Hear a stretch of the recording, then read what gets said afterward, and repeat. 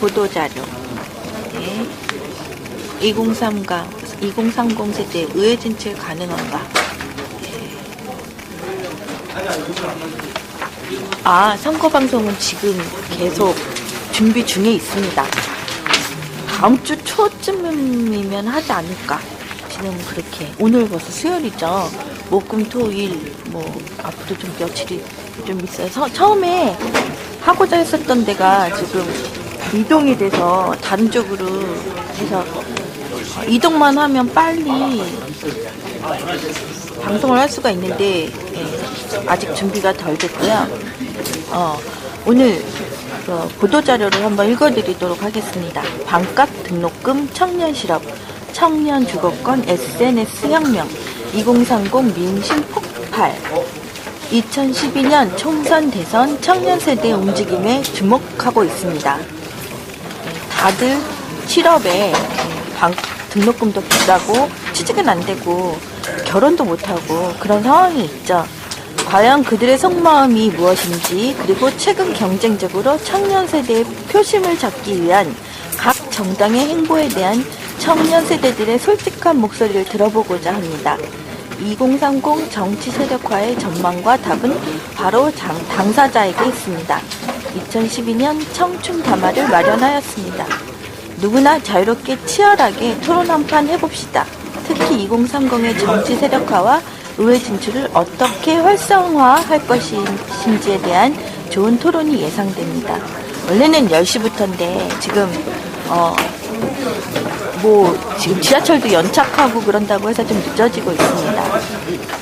주체는 반값 등록금 국민본부고요. 청년 실업 네트워크, 사회가 등록금넷 조직팀장 김동규, 발제는 안진걸님이 하시네요. 오늘 나오는 분이 박희진 청년실업 네트워크 공동대표, 조성주 민주노동당, 홍희덕 국회의원 전 보좌관, 윤희숙 한국청년연대 공동대표, 손한민 민주통합당 대학생위원회, 이종필 청년윤명 기획실장, 박지웅 변호사, 민변 전 사무차장, 이관수 구의원 민주당 강남구, 손우정 통합진보당 새세상연구소 연구원. 이렇게 토론이 될 것 같습니다.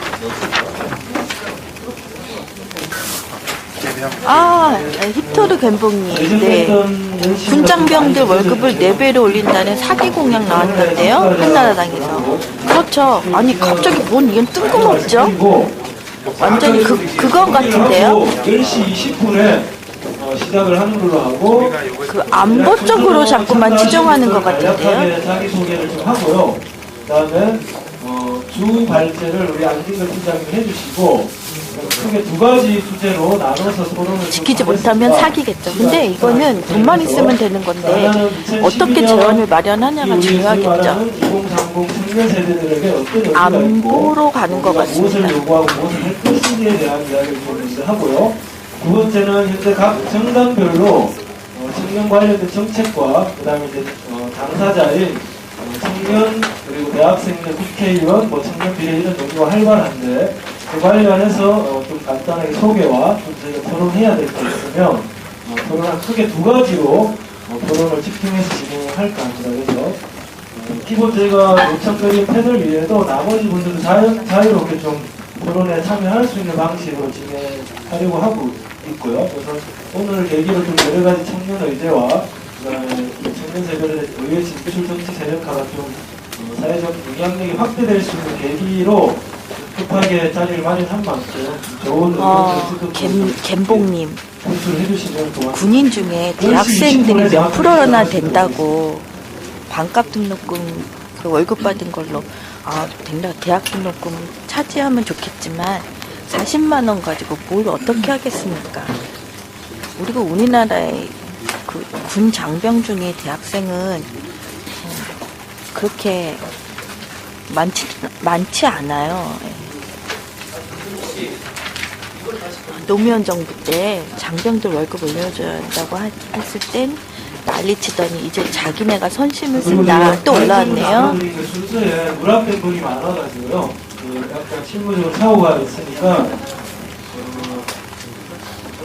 전체 진행하고 참가자들 소개하는 건 별도로 좀 다시 나눠드리겠습니다. 22개월 하면 880만 원, 예, 880만 원. 한 학기 등록금밖에 안 되겠네요.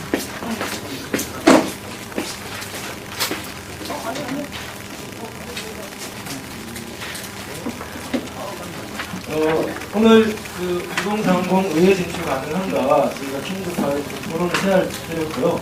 총선이 앞으로 한 70여일 정도 남았습니다. 그래서 2012년 우리 청년 세대들에게 2012년 어떤 의미고 그다음에 이번 총선 과정에서 얼마나 유의미한 의회 진출 그리고 정치 대역화 가능한지에 대해서 심판하게 좀 자유롭게 토론할 수 있는 장을 저희가 또 열어드리는데 취지를 좀 가졌고요. 그래서 오늘 마음껏 자유롭게 그동안에 고민하셨던 것을 좀 풍부하게 제안하고 토론할 수 있는 그런 계기가 됐으면 좋겠습니다.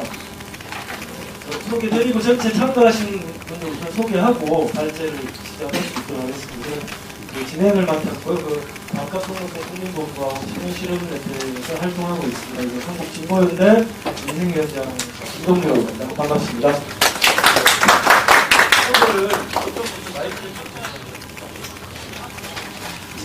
직접 본인 소개를 해주시고 토론을 시작하시겠습니다.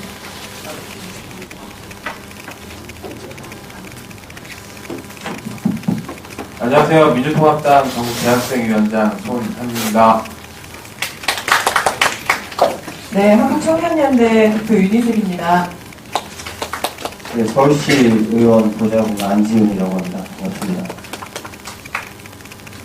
네, 한국청년연대 전 대표고 청년실험 네트워크 운영위원장으로 있습니다. 박희진입니다. 운전해서 인터뷰 건너옵니다.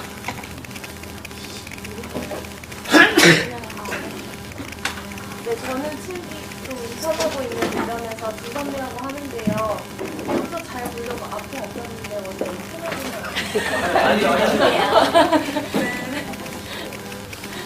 네, 저 통합지부당 서울시당 대외협력국장 맡고 있습니다. 시당 2030 위원회 박진선입니다.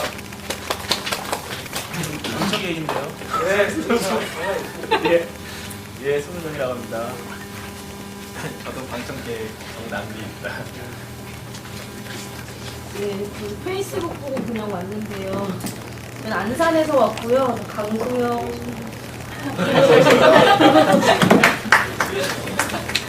복학생 운동비입니다. 반갑습니다. 공익 전문가 활동하고요. 또 강남구 의회에서 있습니다. 이관식입니다. 박주영 배우는 사실 일변 3차장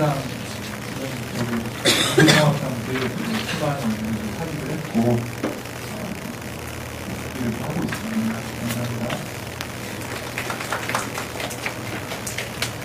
네, 반갑은 국민본부 정책 담당하시는 안진우 팀장님 두 발제를 듣고 오늘 아까 제가 드린 그 두 가지 주제를 하는데 거기에 꼭 굳이 한정할 이유는 없겠습니다. 다양한 의견 주시는데 그 두 가지를 중심으로 토론하고 토론 순서는 일단 저희 무작위로 일단 보도 자료에 나가 그 순서대로 진행을 기본하는 걸로 하고 언제든지 추가 발언이나 의견 있으시면 직접적으로 저희가 토론을 할 수 있도록 보장을 드리겠습니다. 우리 안진걸 팀장님 발제를 힘찬 박수로 듣도록 하겠습니다. 네, 감사합니다. 짧게 하겠습니다. 토론을 많이 해주시죠. 안진걸이라고 합니다.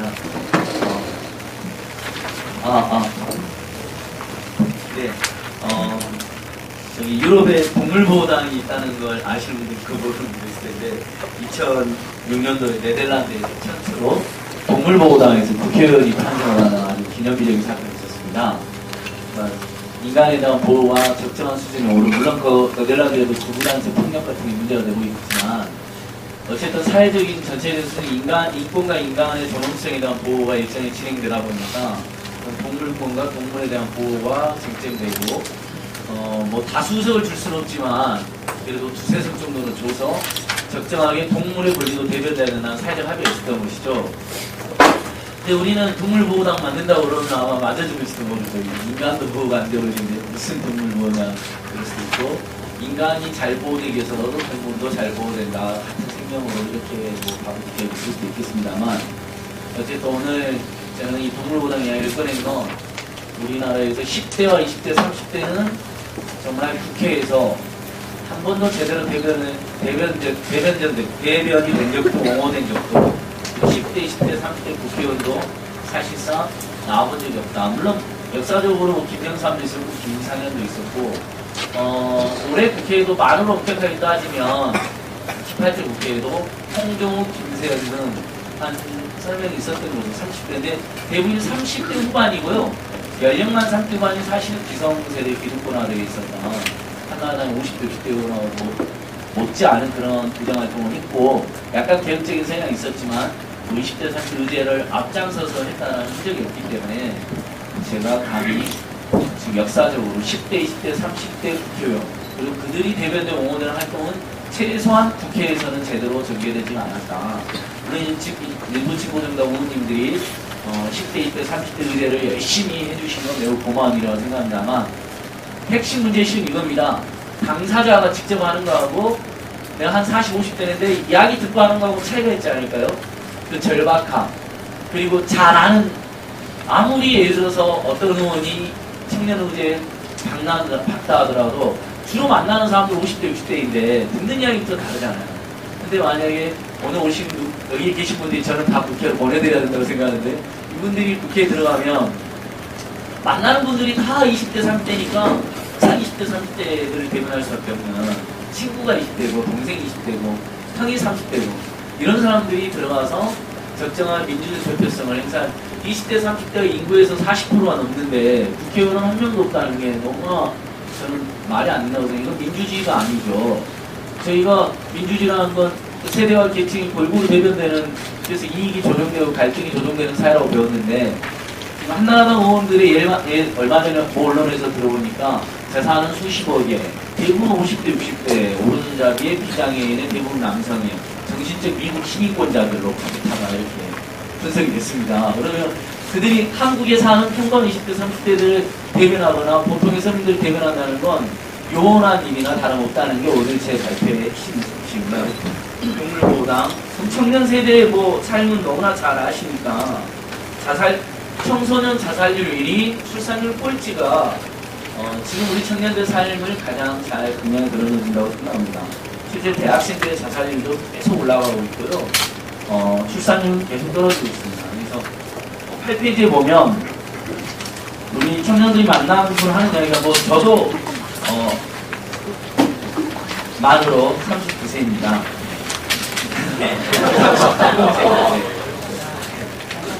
아직 생일이 안 돼서 만 39세. 예. 주로 제 주변에 있는 사람들도 대부분 등록금, 교육비, 주거문제, 전세대랑 생활비, 물가문제, 알바, 최저임금, 청년 실업, 취업복지, 비정규직 일자리 문제, 무상교육, 국공의 어린이집, 시프트, 청소년 자살률이 출산율 꼴찌, 에라 모르자 투표하는 게시판, SNS, 사회참여, 분노와 실망 이런 단어들로 거의 대화가 구성되었다고 생각합니다. 그러니까 이게 보통의 청년들이나 2030 세대들 저는 이제 만 19세 10세대부터 세대 대본이라는 생각이 하고 있지만요. 그래서 제도적으로는 투표권이나 피선거권이나 10대 중후반으로 내려가야 됩니다. 피선거권이 만 25세로 이렇게 큰 문제죠. 선거권과 피선거권을 관리할 이유도 없고 대통령 선거도 만 40세로 피선거권 있는 건 말도 안 된다고 생각하고요. 기탁금이라든지 부재적처럼 여러 가지 10, 20, 30 세대들의 정치 참여를 가로막는 그 모든 것들을 사실 제가 논의해야 되는데 아직 그런 것까지 해결은 되지 않았지만 어쨌든 이런 게 만약에 정치사회에서 주요 이슈였다 하면 만약에 저는 20대 국회의원이 10명만 있었다 그러면 299명 중에 20대 국회의원이 10명만 있었어도 인구에서는 20% 넘지만 20%까지는 20%는 40명 정도 30명 정도가 있어야 되는데요. 30명이 그군요. 60명 죄송합니다. 산수요. 20% 60명 정도 되는 게 민주주의의 그 구성원 대표성에 맞지만 그래도 다 양보해서 10명만 있었다. 지난 18대 국회에 10명이면 각자 30명씩의 국회의원만 맡아서 설득하면 25명, 30명만 맡으면 300명 정도 설득이 되잖아요. 근데 우리가 4년 동안 우리도 초등학교에 다녔지만 친구들 50명하고 친해야 되는데 30명하고 못 친해야 되겠습니까? 만날 때마다 귀찮게 등록금 문제, 주거 문제, 뭐 청년 실업 문제, 실업복지 문제, 청년 그러면 동료 의원들이 어떻게 했습니까? 귀찮고 지겨워서라도 내가 법안 통과해주겠다 이렇게 하는 거거든요. 국회라는 곳에서도 결국 저희 모여있는 사람 자주 만나고 거기서 자주 나오는 이야기가 이슈가 되는 건데 그 사람들 맨날 부동산 투기하다 모여가지고 투기할 개조하니까 그럼 양도소득세 중과세 면제해줘야 된다 이런 얘기하고 종부세 너도 종부세 냈지 나도 종부세 냈는데 이런 개념의 세계 그런 게 어디 있느냐 강만세 심정이 되느냐 그리고 폐지하는 법안은 이런 거거든요. 근데 대부분 재산이 수십억이니까 애들 등록금으로 어려운 적이 없기 때문에 뭐 등록금 이야기는 안 할 거란 말이죠. 근데 표가 될 거 가니까 시중만 냈던 거고 뒤에도 적어놨지만 각각 등록금 한장 해놓고는 등록금 5% 지금 일하는 것으로 퉁치려고 하는 거 아닙니까? 10분의 1. 이거 말이 안 된다는 거죠. 만약에 정말 20대 국회의원이 10명만 있었어도 최소한 최저임금, 알바, 등록금 문제, 청년 주거권 문제는 상당수 전에 이미 해결됐다고 생각합니다. 그러니까 그게 내내 제가 직접 참여할 생각을 하지 않았지만 이런 의제를 다루고 민생운동을 해온 입장에서 너무나 기가 막히고 통탄한 일이었다.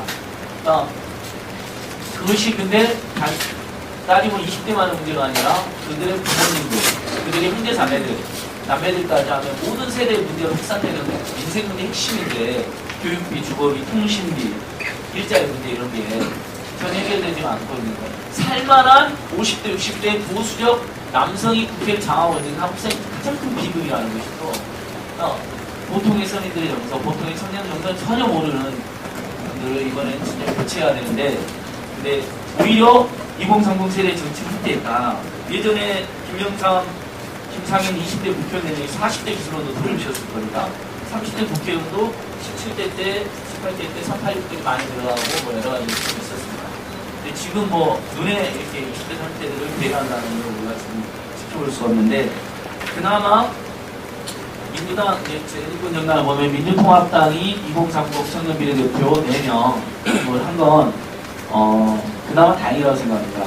근데 최초에 이렇게 신청이 많지 않았는데 그만큼 우리 세대에게는 2030 모르게만 무겁게만 부담스럽게만 심지어 정치가 무섭게만 느껴졌던 것이죠. 잘할 수 있을까라는 걱정도 있었을 텐데 정치와 보통 시민의 삶을 굉장히 괴리시켜놓는 그런 전술들이 흥행했기 때문에 우리가 해도 되는 거냐 이런 회의도 있었던 것 같아요.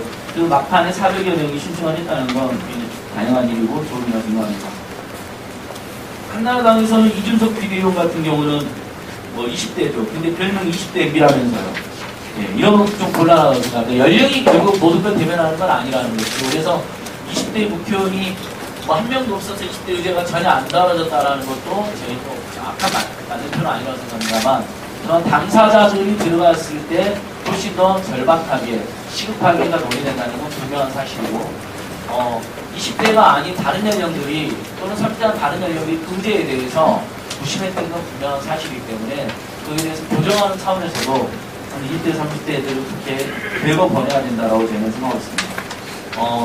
한 가지 좀 제가 지적을 해야 될 건 그동안 2030 세대들의 공천과 비례대표 선출이 가장 열려있는 걸로 알려진 통합진보당이 비례대표 선출에서 특별한 움직임이 보이지 않는다는 것이 저는 걱정입니다.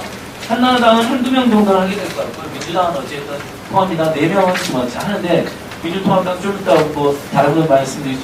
상위 순번에 배치한다고 원했는데 이 상위 순번을 확정을 안 해주고 계십니다. 애를 태우는 거죠. 그러다가 안 되는데 배치되면 어떻게 되는 거죠? 이거 대국민 사기극이죠. 오늘 이 자리를 빌어서 기자님들 오셨으니까 민주통합당이 만약에 상위 순번 확정을 계속 미루고 나중에 상위 순번이라고 알려져 있는 것이 당선권에 근접해 있거나 당선권이 될까 말까 하는 데는 이건 대국민 사기극이라고 우리는 규정하겠습니다. 그러니까 선의를 가지고 분명히 접근한 거야 제가 존중하고 인정하지만 끝까지 애를 태우고 룰을 확정해주지 않고 그다음에 상위 순번이 어디까지 말 안 해주면서 어떻게든 생생내다가 악세사리 취급하다가 흥행에 약간의 도움되는 요소를 하다가 적당히 넘어가는 만약에 태도를 취한다면 뭐 그 도전하셨던 분들도 용납이 안 되겠지만 저희로서도 그건 대국민 사기극이다. 그렇게 꼼수를 써서는 안 된다. 4명이 모자라 해보니까 400여 명이나 신청을 했고 일단 공모대로 4명 뽑지만 할 수만 있으면 그 4명은 상위순번이 되고 할 수만 있으면 5위, 6위로도 채점자들도 더 배려하겠다. 이게 더 맞는 자세 아닐까요? 네. 맞죠, 여러분? 네. 저희는 그걸 과감하게 촉구하고 강력하게 결단을 요구하는 바입니다. 한나라당은 아무튼 한두 명은 비례대표 늘렸는데 악세이스 그 약속 더 늘려주시고요. 지역구에 한나라당 특징 지역구에 61곳을 기준으로 여성을 31명, 후보를 2030 후보를 24명 낸다고 하는데 뭐 이분들을 실천할 사람이 많지도 않을 뿐더러 실제로 지역에 나가면 경선에서 떨어질 가능성이 매우 높기 때문에 가산점을 준다는 이야기가 나옵니다만 그래도 그 정도는 안 되고 비례대표에서 많이 늘려라. 그리고 지역에서 많이 늘리겠다고 하는 노력은 좋고 이건 통합진보당도 배워야 된다고 생각합니다. 통합진보당 원래 지역에는 2030 후보들 꽤 있습니다. 예전에도 후보도 많이 나왔었고 그래서 비례대표 선출에서 조금 논의가 부족한 거 아닌가라는 아쉬움이 드는데요. 지역에 훌륭한 30대, 특히 30대 정치 지역 인재가 많아서 예비 후보로 많이 등록되어 계시기 때문에 상대적으로 그런 면에서는 아주 친구하고 진척이라고 저는 생각하는데 다만 작년 중후반에 보면 통합진보당도 최소 한 명은 당선권을 대차에 따라 논의가 있는 것으로 소개가 됐는데 최근에 그런 논의가 나오지가 않고 있는 것 같아요. 그래서 저는 민주노동당이 예전 진보정당이 좀더 대학생활 활동도 굉장히 활발했었는데 그다음에 청년 후대에 대한 이슈 발표도 잘해왔고 민주통합당까지 4명까지는 안 된다더라도 통합진보당도 최소 한두 명은 상위권에 배려하는 결단을 내려야 합니다. 인구의 50%가 가까운데 50년 동안 단 한 번도 국회의원도 나온 적이 없고 대대적인 적이 없는 어떻게 보면 사회경제의 가장 소수자의 위치에 있는데 그들에 대해서는 대변이 안 되는 거죠. 그래도 제가 비교해본데 정치적 소수자였던 장애인과 여성은요 꽤 많이 늘어났어요. 아직 인구 비례되면 굉장히 적지만 또 많이 늘어났습니다. 그러니까 여성, 장애인 20대, 30대는 다 되고 늘어나야 될 그런 문제가 놓여져 있는 거거든요. 근데 가장 소수가 2030 세대였다는 거죠. 그래서 좀 많이 늘리자 이런 지적이 다시 한번. 민주통합당 청년들 상황은 뭐 보시면 써놨고요.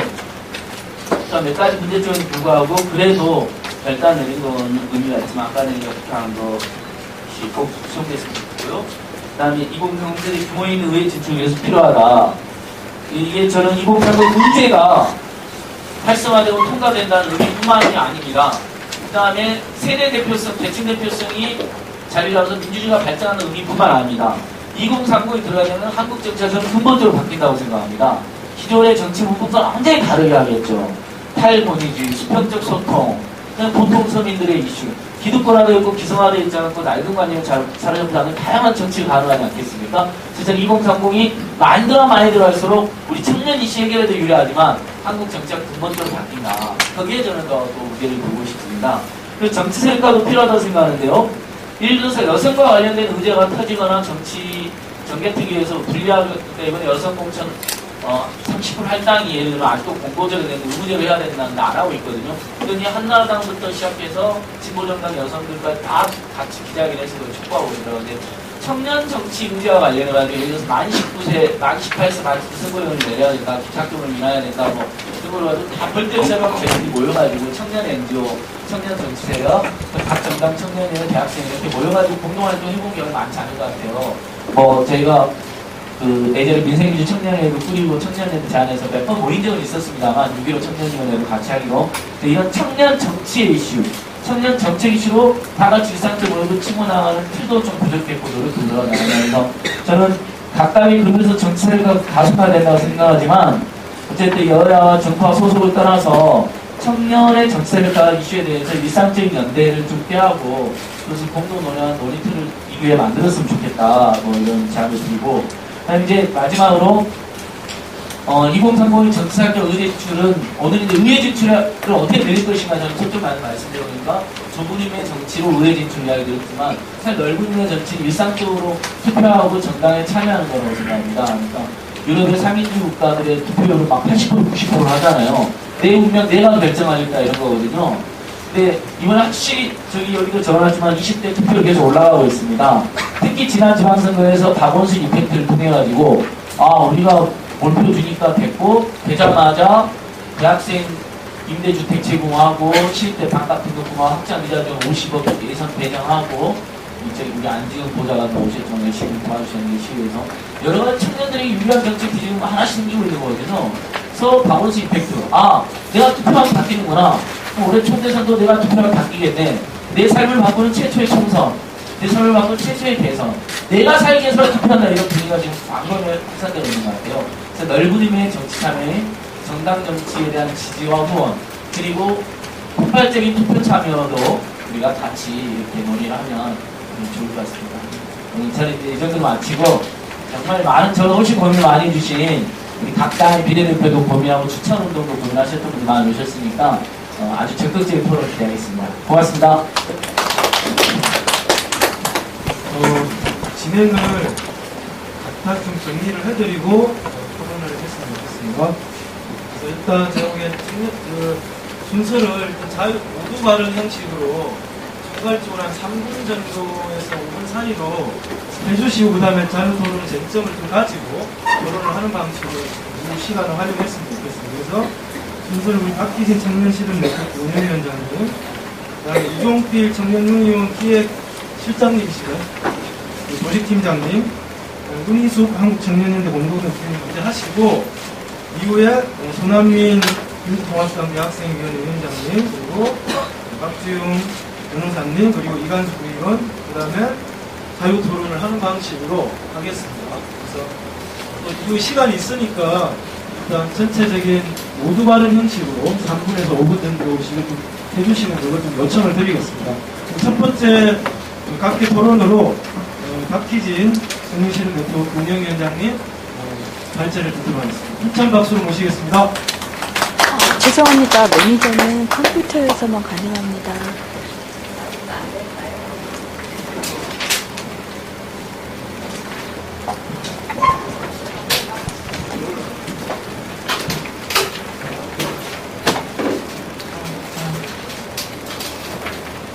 네, 반갑습니다. 사실 여기에 기존에 활동을 해왔던 2030 세대의 각 단체들과 그리고 뭔가 정치 세력화를 준비하고 있는 분들이 많이 계신 것 같아요. 근데 저 같은 경우에도 청년실험 네트워크와 한국청년연대 활동을 최근까지 같이 하고 있으면서 그때 지역에서 청년 세대 문제를 돌파하기 위한 정치 세력화 지역 예비 후보를 준비하고 있는 상황입니다. 특히 이제 청년 대학생들이 집중해 있는 서대문 지역에서 준비를 하고 있고요. 그런 걸 먼저 말씀드리고 얘기를 하는 게 이해에 도움이 되실 것 같아서 얘기를 드립니다.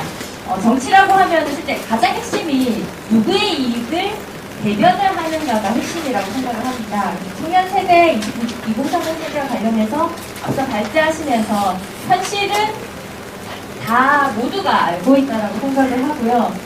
지금 21세기 2012년을 살아가는 세대 중에 가장 많이 빼앗기고 있는 세대가 2030 세대고 그것은 굉장히 지난 역사 속에서 구조화되어 있다고 생각을 합니다.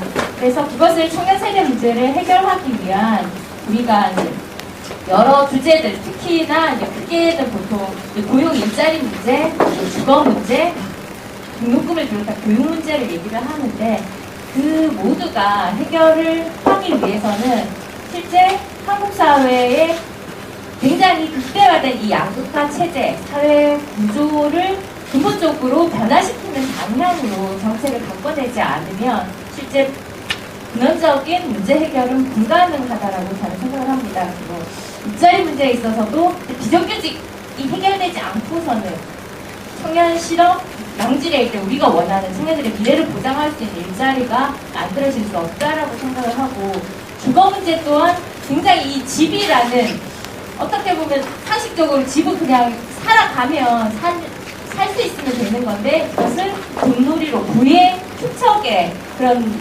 용도로서 작용되고 있는 이런 한국 사회 구조 이런 부분들이 해결되지 않고서는 청년들이 요구하는 주거의 문제도 해결될 수 없다고 생각을 하고요. 교육 문제도 마찬가지죠. 반값 등록금 사실 굉장히 등록금이 우리나라의 교육의 공공성이 없다 보니까 상상을 초월하는 정도로 올라가 있는데 이 교육 문제는 한국 근원적인 문제 아닙니까? 사학 문제까지 포함을 해서 그래서 저는 청년 세대가 정치 세력화를 한다는 것은 지금 가장 빼앗기고 있는 세대로서 우리의 문제, 우리의 미래를 보장하는 데 있어서 굉장히 중요하다고 생각을 하고 또 그 세력화의 방향은 한국 사회의 근원적인 변화를 추구하는 그리고 실제 그런 99%의 집권을 좀 지향하는 진보적인 정당 또 진보적인 가치와 결합할 때 더욱 힘이 발휘된다라고 생각을 합니다. 그래서 저 같은 경우는 이제 통합진보당과 저희가 이제 가장 지향하는 정책적 방향이 맞다라고 생각을 하고 통합진보당의 정책과 그리고 청년 세대의 정치 세력화를 함께해서 서울시에서는 어떻게 보면 가장 핵심적으로 청년들이 많이 살고 있는 서대문에서 좀 돌파를 해서 의회 진출을 해보자, 청년들이 뚫어보자 그렇게 준비를 하고 있는 상황이고요. 아까 발제자님 말씀하셨듯이 사실 우리는 의회에 진출해도 소수일 수밖에 없고요. 30대가 각 당에서 이제 몇 명 겨우 이렇게 되는 거라 실제 2030 세대는 가장 진보적인 지향을 각 당 청년 후보들 또한 가지면서 의회에 들어가서도 이후의 네트워크나 연대를 통해서 우리 한국 사회의 근원적인 진보의 방향으로 바꿔내는데 일조를 해야 되지 않을까 생각합니다. 이상입니다. 네, 무엇보다 시간을 잘 지켜주셔서 감사드리고요. 이거 시간이 많으니까 짧게 핵심적인 내용을 우선 말씀해 주시는 걸로 하겠습니다. 다음은 청년유니온의 이종필 조직국장님 돌아오시겠습니다.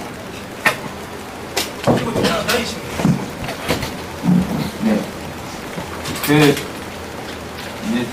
이제 막 2030 세대 청년들의 이 정치 세력화 문제가 얘기가 되고 있는 것 같습니다. 그래서 좀 다행스럽고요. 각자들이 여러 측면에서 어떤 조직이나 개인들이 준비해오던 것이 모여서 진짜 옳은 방향이 무엇인가에 대해서 이렇게 같이 당사자들이 목소리를 내는 것이 애진작이 필요했는데 좀 늦은 감이 있긴 하지만 저희도 그런 당사자로서 그런데 좀 부담도 있었고 빨리 해야 되는데 이런 생각만 하다가 이제 막 지금이라도 시작해서 다행이다 이런 생각을 많이 하고 있고요. 저희는 그렇게 생각합니다. 청년 세대 문제라는 게 정말 많은 분들이 얘기를 합니다. 거의 모든 사람들이 사회적으로 뭔가 어떤 지위에 있는 분들과 또 변화를 만들고 하는 분들이 다 그렇게 얘기를 하지만 실제로 청년 문제에 대해서는 디테일이 없습니다. 정말로 그래서 청년 실업 문제와 교육 문제와 주거 문제와 등등의 어떤 것들을 어떤 정책을 어떻게 해결하면은 얼마만큼 해결될 수 있는가? 혹은 정말로 청년 당사자들이 그런 피해 당사자들이 어떤 것을 요구하고 있고 그들에게 있는 상처는 무엇인지에 대해서 정말 세밀한 디테일에 대해서는 아무도 얘기하지 않는 거죠. 네, 그런 데에 대한 좀 문제의식이 있고요. 그래서 저희가 이제 어쨌든 노동조합이라고 해서 만들어서 2년 정도 사업을 하다 보니까 그런 게 드러나는 게 이제 제일 연락이 많이 오는 부류가 두 부류입니다. 하나는 기자분들이 정말 많이 와요. 기자분들이 연락이 많이 오는데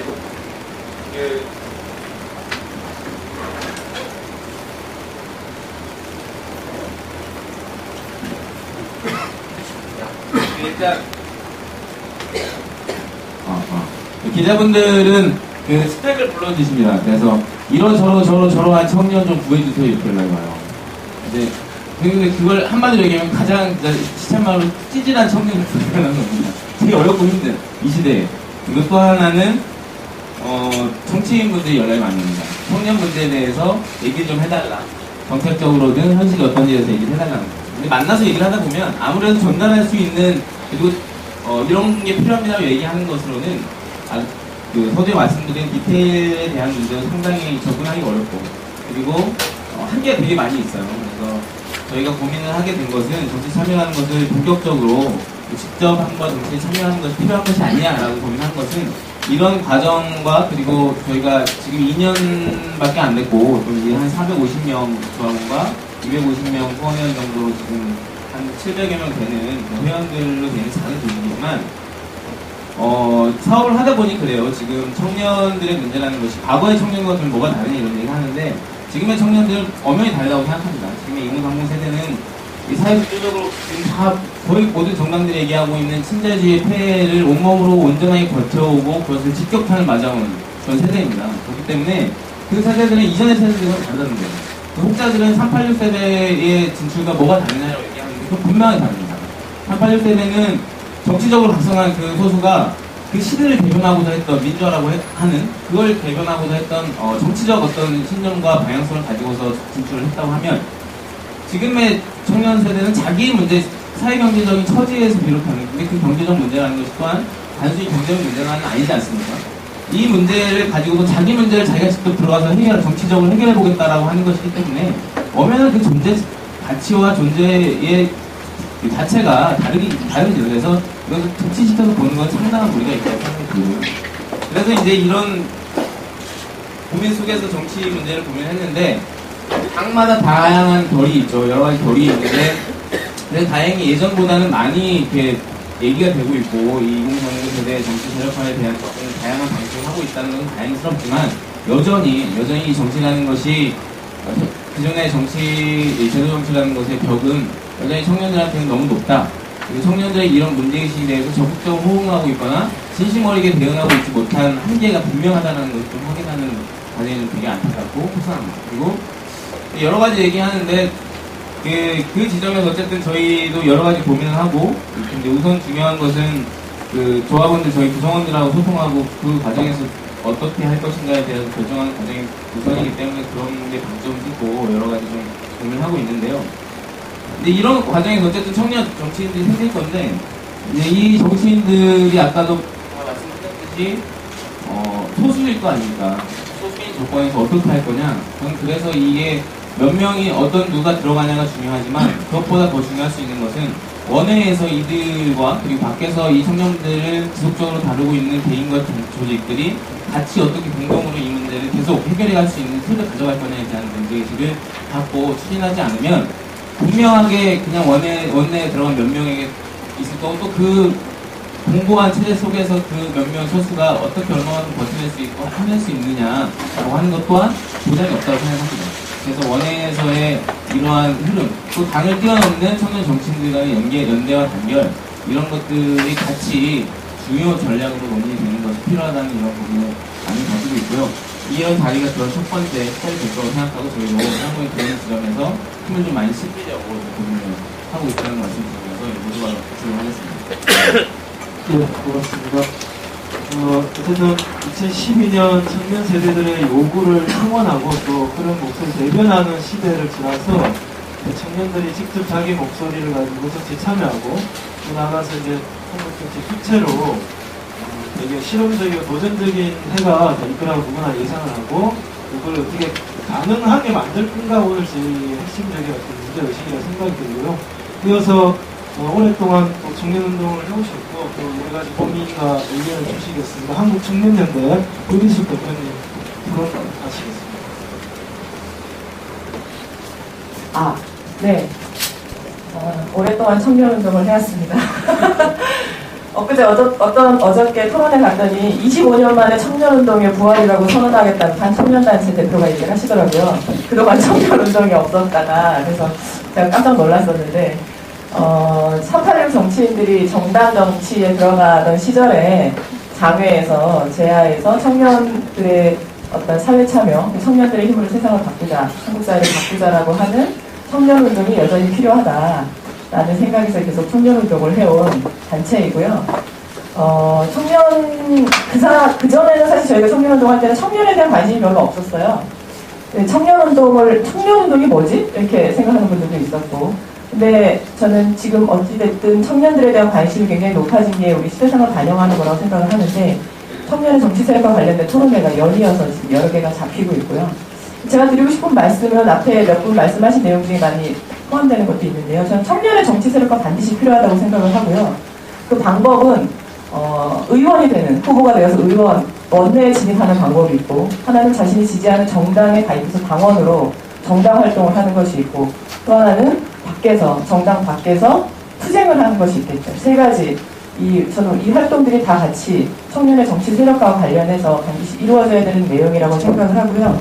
현재 우리 사회에서 벌어지고 있는 청년 문제가 이게 청년 세대의 문제로 보여질 수 있지만 그 내면에는 어떻게 보면 계급 갈등의 문제가 좀 포함되어 있다고 생각을 하거든요. 경제적으로 굉장히 어려운 처지, 자기가 사용자가 되게 이렇게 바뀌기 어려운 조건, 그러니까 소득이 많아지기 어려운 조건 등등 자기의 지금 경제적인 조건들을 바꾸는 게 불가능하다고 생각할 정도로 청년들이 많이 절망하고 있는데요. 저는 이런 문제들이 같이 해소가 되려면, 그러니까 지금 청년들이 왜 정치 세력화를 이야기하고 청년들이 왜 어려운가라는 원인을 진단하지 않고 정치 세력화의 방법을 제대로 찾을 수 없다는 생각을 하거든요. 이런 결과를 만든 원인을 해소하는 게 청년들의 정치 세력화에서 이루어야 할 목표라고 생각을 하는데, 그래서 우리 청년 세대, 저는 청년들을 위한 정치가 되려면 한국 사회 정치가 좀 더 진보적으로 발전해야 된다고 생각을 하고요. 한국 사회가 전반적으로 좀 더 좌회전해야 된다. 이게 청년들을 위한 정치이고 청년들의 행복한 사회다라고 생각을 합니다. 왜냐하면 아까 박희순 대표님도 얘기하셨지만 지금 청년들의 어려운 현실이 원인들에 대해서 쭉 이야기를 했었잖아요. 이렇게 청년들이 어려워질 수밖에 없는 문제, 비정규직이 계속 양산될 수밖에 없는 문제, 결혼을 미루고 출산을 미룰 수밖에 없는 문제 등등이 어디서부터 나왔는지에 대해서, 그 청년들이 이렇게 불안하고 사회적으로 소수자가 되는 원인이 어디서부터 나왔는지 돌아봐야 할 것 같다고 생각을 하고요. 또 하나는 이 청년들의 정치 참여로 인해서 청년이 다 중요하고 문제가 된다고 생각은 하지만 왜 최근에 이렇게 청년 비례 후보 문제가 각광받고 인기가 되고 있나, 또는 화제가 되고 있나 생각해보면 한국 정당의 특수한 상황, 자연 발생적으로 기존 정당 내에서 청년들이 정치 세력화하는데, 청년들의 세력화하는데 굉장히 어려운 구조가 있죠. 당내가 이 지역 정당이고 보스 정당의 정치를 해온 정당들이잖아요. 지역 기반과 개파를 중심으로 당이 운영이 되어 왔기 때문에 자연 발생적인 그 가치에 동의하는 당원들이 들어오고 당내에서 당 활동을 하고 그 과정에 자연히 청년 정당인들이 발생하고 양산되는 구조가 지금 현재 정당들이 없기 때문에, 근데 청년 문제가 관심이 많이 생기니까 급격하게 수혈을 해야 되니까 이러저러한 이제 방법을 찾아서 이벤트도 열고 하고 있는데요. 저는 청년들을 적극적으로 영입하려고 하는 시도 좋다고 생각을 하는데요. 이 문제가 지금 문제가 되고 있는 청년 인턴제처럼 정치판의 청년 인턴제가 되지 않게 하려면 근본적인 대책이 필요하다고 생각을 하고요. 청년들 역시 단순히 청년의 이게 어떤 또 하나의 자기 스펙이나 혼자 이렇게 현명의 정치인으로 성장하는 과정이 되지 않고, 실제로 청년 문제를 해결한다면 우리가 자신이 실현하려고 하는 가치에 부합하는 그런 한국 사회, 정치라는 게 사실 한국 사회 운영에 관해, 사회를 운영하는 게 정치잖아요. 생활에 기반한 사회를 운영하는 그 전반에 대한 자기의 어떤 가치관, 세계관 이런 것과 함께 저는 우리 청년 세대에 대한 전략 이런 것도 같이 나와줘야 된다고 생각을 합니다. 이상입니다. 네, 고맙습니다. 빠르게 소개하겠습니다. 다음은 손한민 민주통합당 대학생 위원장님 토론하시겠습니다.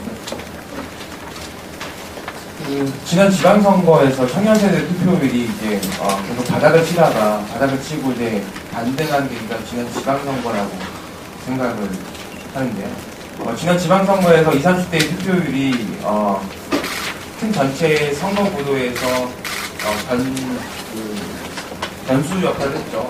그러던 것이 이제 4.27 재보궐선거, 11.5 재보궐선거를 거치면서 변수를 넘어서 이제 20, 30대의 투표율이나 그런 것들이 정치적 영향력이 상수가 되었다고 생각을 합니다.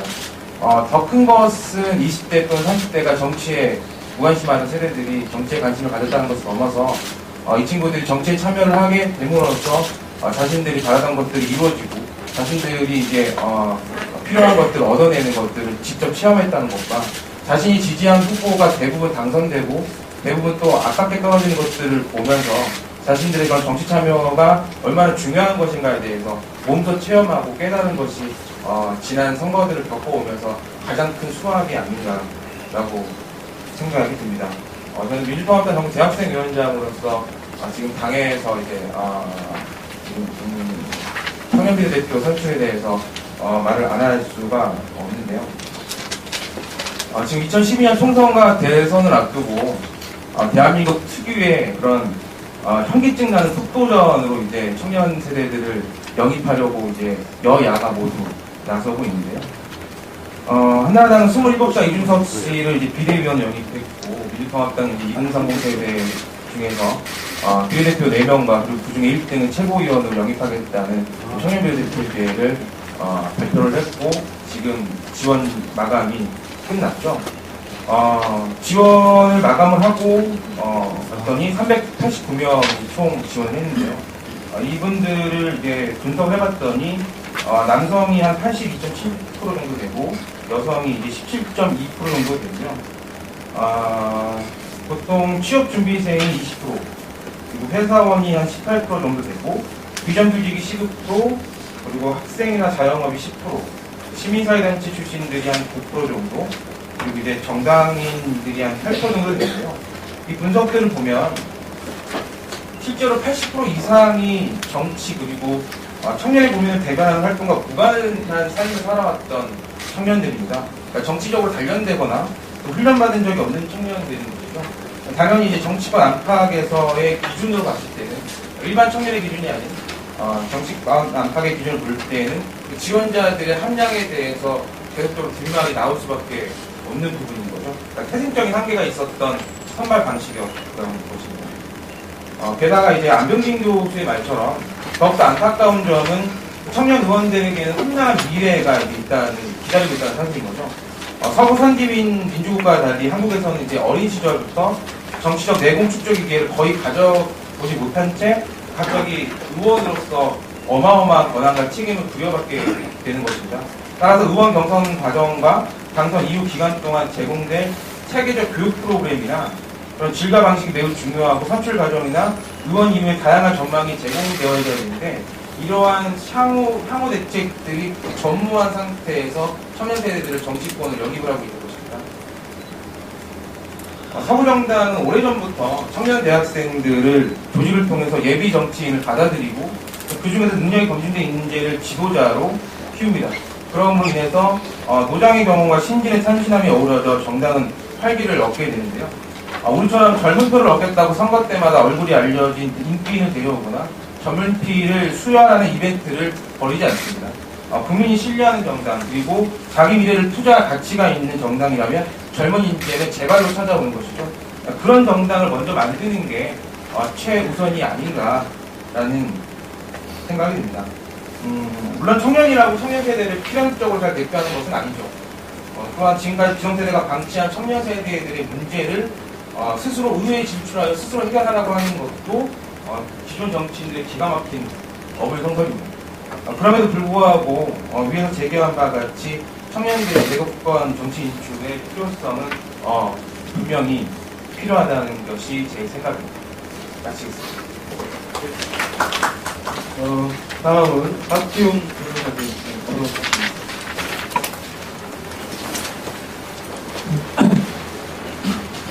공산국 무대 진출 어떻게 할 것인가 토론회 참여를 하면서 생각하고 있었던 것이 이번 2012년 청년들의 정치적 정치에서 지금 가지고 청년들이 마지막으로 나왔다는 그리고 정책적인 열망들을 이해할 필요가 있을 것이다. 근데 지금 20대 초중반들이 겪고 있는 문제점이라고 생각합니다. 대학 등록금 문제, 주거와 관련된 문제였고 특히 남자의 경우는 군대 이후에 어떻게 삶을 살아가야 될 것인가 굉장히 급격한 실업을 겪게 되는 군대 이후에 나와서 그 문제에 대한 어떤 보상책을 마련하는 것이 같이 연계하는 것입니다. 20대 후반, 30대 초중반에 이런 뭐 중산층과 서민을 다 포괄하는 것입니다만 육아와 이제 보육의 문제, 결혼의 문제가 있고 노동 현장에서의 인권의 문제가 있고 그리고 주로 앞으로 어떻게 이제 노후 생활을 어떻게 할 것인가에 대한 가상현상에 대한 고민 여가 이런 모든 문제를 고민을 하게 됩니다. 근데 이제 잘 아시겠지만 청년들이 그럼 직접적으로 쓴 문제를 해결할 수 있는 방식이라고 하는 정치 참여라고 하는 것은 근본적인 취지에 공감을 합니다.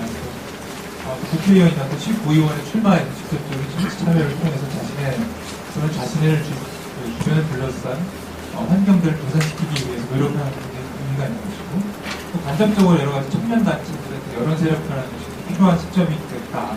그리고 이제 그런 하나의 성과들을 드리고 그리고 그런 어떤 하나의 자산들을 어떻게 형성해 줄 것인가 그리고 부채는 어떻게 정리해 줄 것인가에 대한 종합적 고민이 있어야 된다고 생각합니다. 그리고 이익 집단의 대표자라고 아까 말씀을 하셨는데 어떤 정치관 그런 하나의 정치가의 모습을 당연히 생각하는 건 맞습니다. 하지만 시민들이 더 원하는 정치가라고 하는 본질적인 가치에 대한 그런 것들을 가지고 있는 지도자를 원하는 것 같습니다. 자유라는 가치, 형평이라고 하는 가치. 우리 사회 지금 굉장히 많이 형성되어 있는 경제적 민주화, 공평이라고 하는 가치.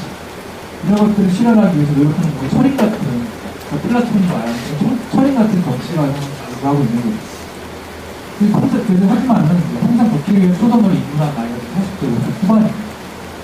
연령이 50대, 60대가 돼서 3년 넘었는데 국회에 이제 필요한 정책적인 교육을 굉장히 제한적으로 발휘할 수밖에 없고 그야말로 이익 집단의 대표자의 역할밖에 할 수 없는 이익 집단의 조정자가 아니라 이익 집단의 대표자가 되서는 정치가 발전이 없습니다.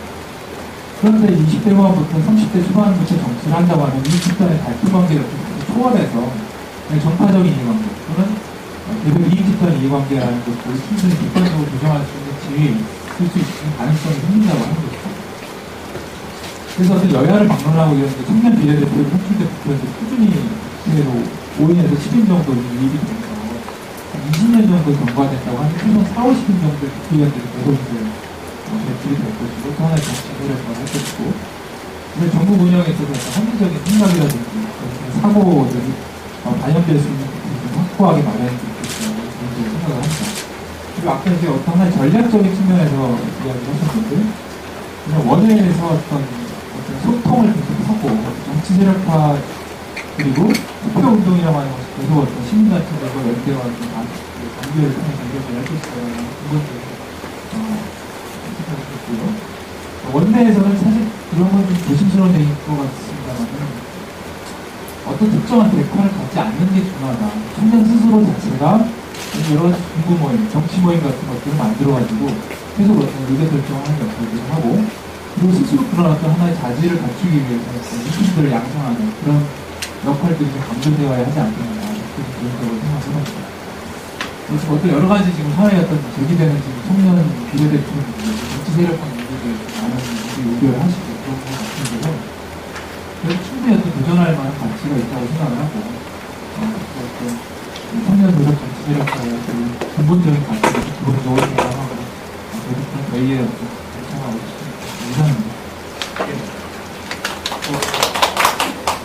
마지막 토론 발제 우리 이관수 부의원님 토론하시기 원했습니다. 민주통합당 청년 비례대표 이관수입니다. 작년 한 해 동안 2030 세대는 정말 뜨거운 시간을 보냈다고 생각합니다. 너무나 어려운 시기 그리고 벼랑 끝으로 내몰렸다고 볼 수 있는데요. 오죽하면 3포 세대라고 불리고 있습니다. 연애, 결혼, 출산을 포기해야 한다.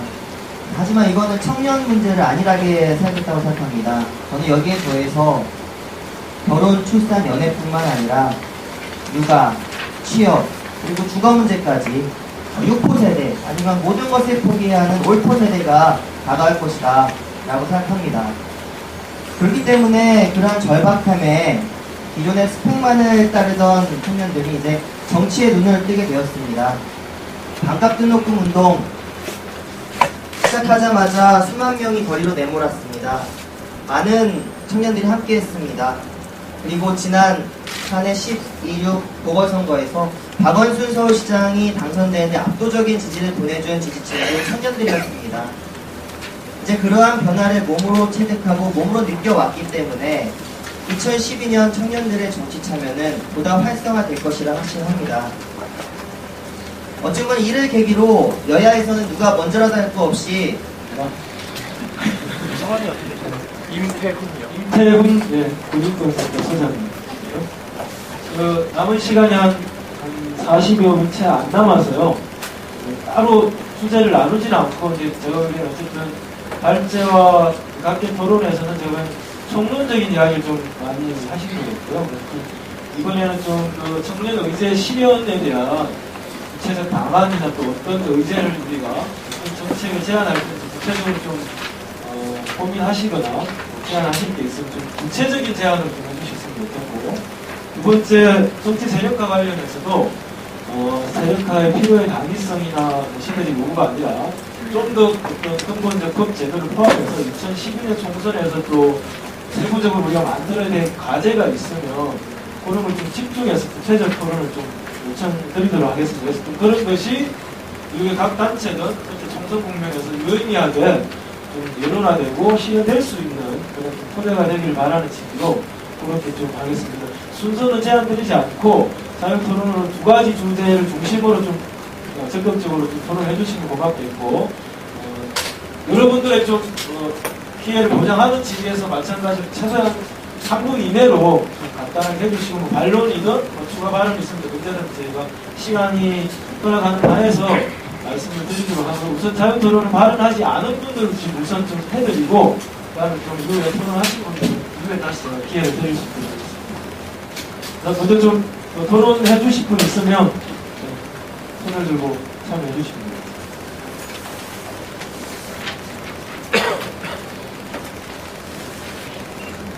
복학생분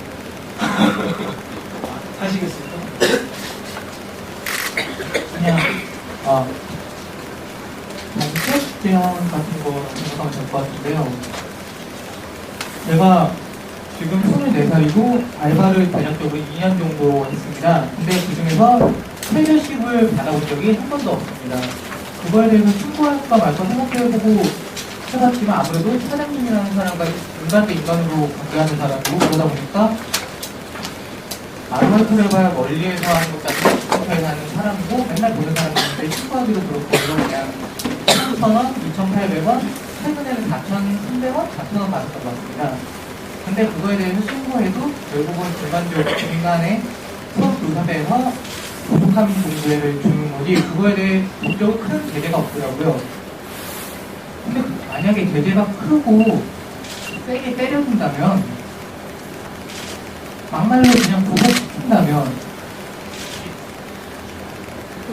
지키겠죠 아무래도?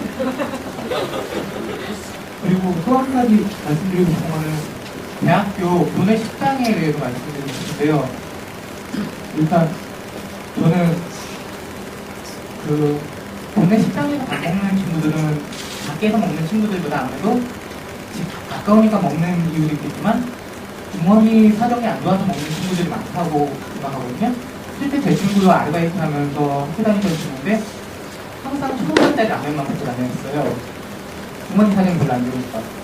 근데 그것도 회사가 들어와서 영업을 하는 데다가 실제로 집을 보면 없으니까 먹게 이게 사람 먹고 싶어서 먹는 음식은 아닌 게 많죠. 그거에 대해서 지원 가능하다고 생각하는데 나중에 돈 벌고 그걸로 먹고 살아야 될 사람들 최소한 먹는 거 정도는 어떻게 해줄 수 있지 않나. 이거는 단가 등록금보다도 더 빨리 적응할 수 있고 실제 사람들한테 피부에는 맞아줄 수 있는데 해줄 수 있지 않을까 그냥 말씀을 드려봅니다.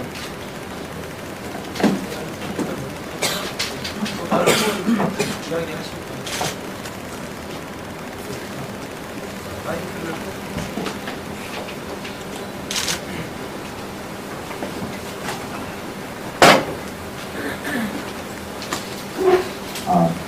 제가 말씀드리고자 하는 거는요. 여기서는 이제 청년들이 다 변화되었다고 생각을 하시지만 솔직히 말해서 정말로 청년들이 바뀌었나 하는 걸 말씀드리고 싶습니다. 저 같은 경우는 이제 2009년까지 이제 학생운동을 2010년 9월 1일 지방선거 때까지 학생운동하고 선거운동을 같이 했었고요. 그때 이제 제가 체감해본 바로는 청년들이 그다지 이제 관심이 없다는 거였습니다. 그 뒤로는 이제 제가 학생운동이나 이런 선거운동 같은 거 하지 않아서 지금은 청년들이 얼마나 많이 바뀌었는지 모르겠지만 여기에 대해서 이제 피상적으로 청년들이 분노했다 뭐 이런 평보다는 왜 청년들이 이렇게 정치에 관심이 멀어졌고 여기에 대해서 이제 근본적인 대안을 이제 마련을 해야 된다고 생각하거든요. 저는 이제 그 이후로 이제 세 가지를 뽑아갖고 그 다음에 이제 여기에 그래서 이제 대책 같은 걸 좀 마련해서 설명을 좀 해주고 있습니다. 첫 번째 원인은 저는 사교육에 있다고 생각을 해요.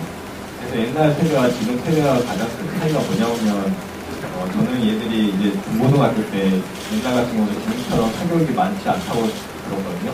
근데 지금 같은 경우는 이제 하루 종일 이제 학원에 있으면서 이제 비판 정신 같은 게 너무 많이 사라졌다는 거죠.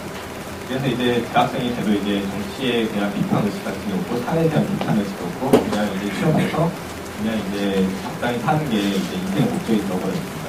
실제로 이제 한대령 같은 경우는 제가 지금 대학교가 한대령에 얼마나 많이 참여를 하고 있는지 모르겠는데요. 2009년 같은 경우는 이제 한대령하고 같이 좀 있었거든요. 근데 그때 서울 상위권 대학은 한대령에 들어간 학교가 거의 없었습니다. 그리고 이제 보통 이제 한대령 구성원들이 지방대학교나 이제 중상위권 정도의 대학생들이 많이 모였고요. 이런 거 보면은 이제 타격을 확실히 잡아야 이제 청년들이 이제 정치 참여를 주겠다. 근데 타격을 잡으면 어떻게 해야 되냐 하면은 이제 근본적인 해결책은 지방대학교 그다음에 하위권 대학교에서 취업률이 되게 높아져야 되거든요. 근데 저는 여기에 대해서 또 하나 덧붙인다면 저희 나라는 아직까지 관료주의 사회라고 생각을 합니다. 그래서 정부가 공무원 이런 걸 뽑을 때 그 상위권 대학을 제한하는 제도가 필요하다고 생각해요. 그러니까 지금 같은 경우를 보자면 서울대학교가 판검사에 50% 그 정도까지 올라가요. 근데 그걸 법적으로 더 그 수치를 낮추도록 제한해야 된다고 생각합니다.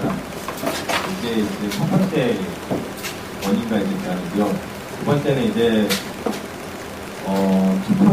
대학생들이 이제 청년들이 너무 이제 투표 참여가 어렵다는 건데요. 보통 이제 청년 같은 경우는 자기 지역에서 사는 경우가 매우 드뭅니다. 보통 이제 지금 거의 다 청년들이 이제 대학교에 진학을 하고 있고, 그래서 투표를 하려면 부대자 투표를 해야 돼요. 근데 아시겠지만 부대자 투표 그 대학교에 이제 설치가 거의 안 됐죠. 작년 대학교 이제 지방선거 때 전국 대학교에 한 번도 이제 부대자 투표소가 설치가 안 됐다고 알고 있거든요. 근데 이제 대학생들이 투표 참여가 이제 어렵다고 생각하기보다는 이제 투표를 하러 이제 하루 쉬겠지만 투표를 하러 참여를 하겠지만 사실 그 투표하러 이제 집에 왔다 갔다 하는 게 되게 오래 돈도 많이 들고 또 시간도 많이 듭니다. 게다가 이제 지방선거 선거 기간이 또 대학생들 이제 중간고사, 기말고사 시간에 많이 준비되는 게 있어요. 그 작년에 이제 6.2 지방선거 같은 경우 이제 대학생들 기말고사 시간에도 많이 붙이죠. 그 다음에 또 그 총선이 이제 4월달에 있는데 4월도 이제 좀 됐으면 대학생들 중간고사가 시간이 있습니다. 근데 이거 선거 기간에 대해서 근본적인 대책이 있어야 된다고 봐요. 그 대학생들 같은 경우에 이제 방학 동안에 이제 그 선거 기간이 제도정이 있으면 되거든요. 그래서 8월달이나 이렇게 대학생들이 이제 보통 집에 있는 기간 동안에 중간고사, 총선이나 아니면 지방선거나 그다음에 그 대통령 선거가 방학 동안에 있는 걸로 좀 바꿔야 된다고 생각하고요. 그다음에 이제 부대자 투표 제도에 대해서는 부대자 투표 신청하는 절차나 이런 게 보면 아시겠지만 대단히 까다롭습니다. 그리고 지금 선거법 개정을 또 한다고 하는데 지금 부대자 투표 같은 거 보면은 정말 엉망이에요. 부대자 투표는. 그건 이제 부대자 투표율이 거의 90%에 육박한다고 하는데 그건 개인적인 의지로 그렇게 투표가 되는 거고, 사실은 이런 투표 제도로는 거의 투표를 할 수가 없거든요. 특히 이제 예를 들자면 부대자 투표소 이제 공보물 같은 경우는 부대자 투표를 하루 전날 집으로 이제 배달이 옵니다. 그러면 사람들이 시간상으로 이제 부대자 투표 공보물을 볼 시간이 없죠.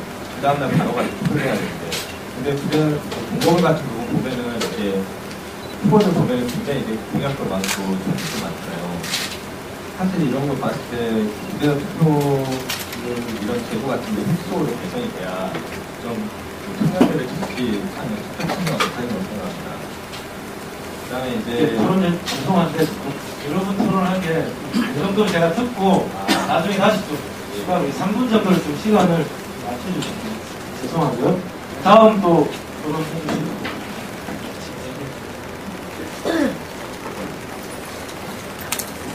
네, 자꾸 정리는 잘 안 돼 있는데 말씀드리도록 하겠습니다. 실제 그 청년 비례대표가 만약에 돼서 의회 내로 진출을 해도 지금의 이 의회 권력 구조상 청년들의 목소리를 안에 반영하기 힘들 수 있다, 이렇게 판단이 되는데요. 그 근거로는 우선 저는 지금 갈수록 개파나 정파의 이 위치와 역할이 낮아지고 있지만 실제 또 중요한 부분 아닙니까? 이 이 틈바구니에서 저는 청년들이 최대한 전파적인 크게 커져야 된다. 청년들의 요구가 단일화될 수 있는 조직이 강해져야 되고 세력이 강화되어야 된다.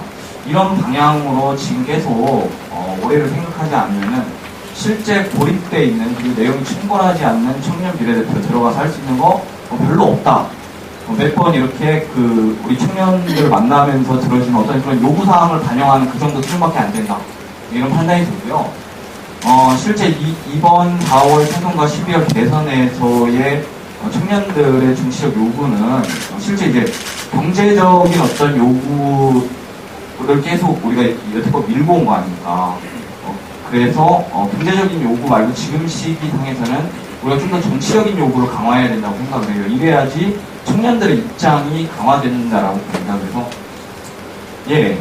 최대한 강화할 수 있는 방법으로 최근에 일어나고 있는 한나라당의 어떤 이런 좀 잘못된 시정들을 적절하게 계속 제기해 가면서 우리의 목소리를 좀 크게 하는 것이 좋겠다 이런 판단이 들고요. 실제 저희가 우리 청년 학생들이 우리의 목소리를 실제 이 해결하고 또한 해결하는 방향으로 가기 위해서는 실제 정부의 이 권력 구조, 행정 구조를 바꾸지 않으면 저는 안 된다고 판단하고 있어요. 실제 상당수 많은 학생들의 요구가 어떤 것입니까? 다 경제적인 요구가 대부분이잖아요. 이런 것들을 해결할 수 있는 것은 사실 정부의 권한, 역할, 크기 강화돼야 됩니다. 이런 것들을 해결하기 위해서는 이렇게 고민하는 학생들이, 청년들이 많이 그 안으로 들어가는 수밖에 없다고 생각하고 있습니다. 그래서 우리가 이 자리를 비롯해서 지금 최대한 우리의 고민과 요구들을 수렴할 수 있는 학생들의, 청년들의 크기를 계속 키워나가는 방식으로 고민했을 때만이 이런 문제에 좀 접근하는데 좀 더 우리가 수월하게 접근할 수 있지 않을까 싶거든요. 그렇습니다.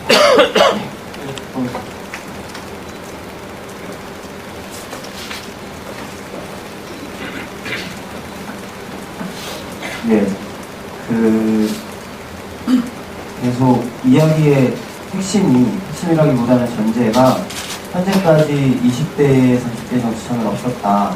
20대 정치천이나 10대 정치천의 운동은 10년간 없었다가 최근에 와서 뭔가 활성화되고 움직이고 있다. 이게 지금 핵심에 출발하신 것 같은데 그렇지 않다는 말씀을 드리고 싶어요.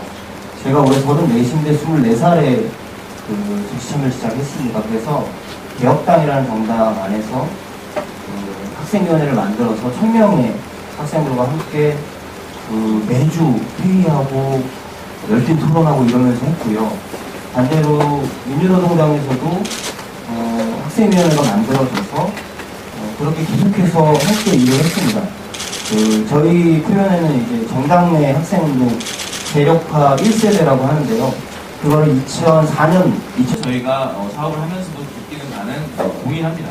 이런 지점에서 봤을 때 이러한 한 측면과 또 하나는 청년 세대의 문제라고 얘기한다고 해서 같이 좀 이기적인 거 아니냐, 세대 이주의를 얘기하는 거 아니냐, 혹은 세대 간의 이해 상충 이런 문제 어떻게 할 거냐라는 문제들이 종종 나옵니다. 예를 들어서 아르바이트 노동자, 청년 노동자들의 문제를 제기할 때 최저임금 얘기하셨는데, 최저임금 얘기하면 실제로 프랜차이즈를 운영하고 있는 중소영세 자영업자들 또한 그들 또한 정규직 노동자들보다 못한 지금 현재 경제적 처지에 있다는 거죠.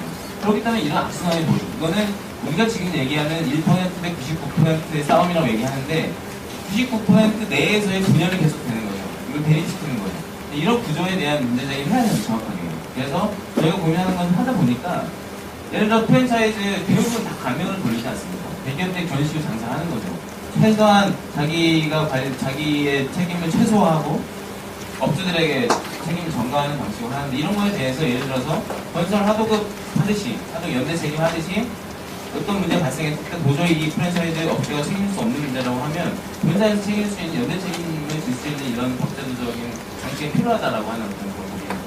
그래야지 대기업들이 이런 식으로 악질적인 영업행위를 하는 이런 방식을 좀 막을 수 있지 않느냐. 그러면서 그런 과정 속에서 이해 당사자들이, 신자유주의라고 하는 이 체제의 피해 당사자들이 대립하는 것이 아니라 같이 이 문제를 해결할 수 있게 가는 어떤 법제적 장치를 마련할 수 있는 거 아니냐, 이런 고민을 좀 많이 하게 됐고요. 그리고 또 최근에 일자리 문제에 있어서 근로시간 단축 문제를 많이 얘기합니다. 정부에서 얘기하는데 이 근로시간 단축 문제는 결국 일자리 창출로 가는 건데 여기에 청년 고용할당제를 연계시키는 방안이 가능한 거 아니에요? 이런 거는.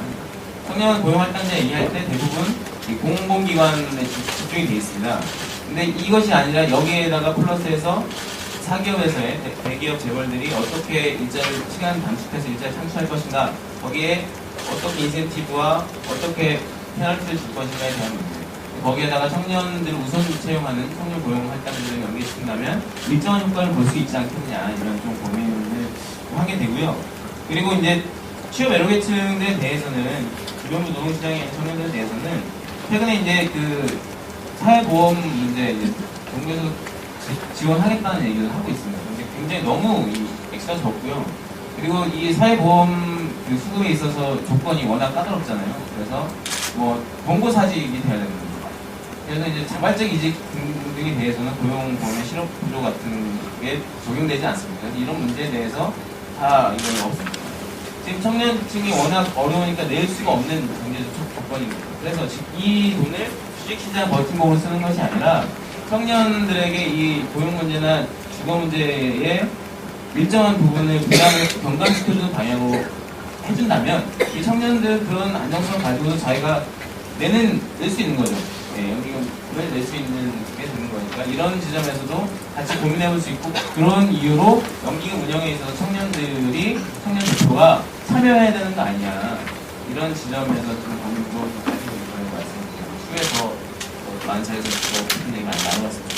예, 감사합니다. 구체적인 정책 과제를 좀 많이 제안해 주시면 좋고요.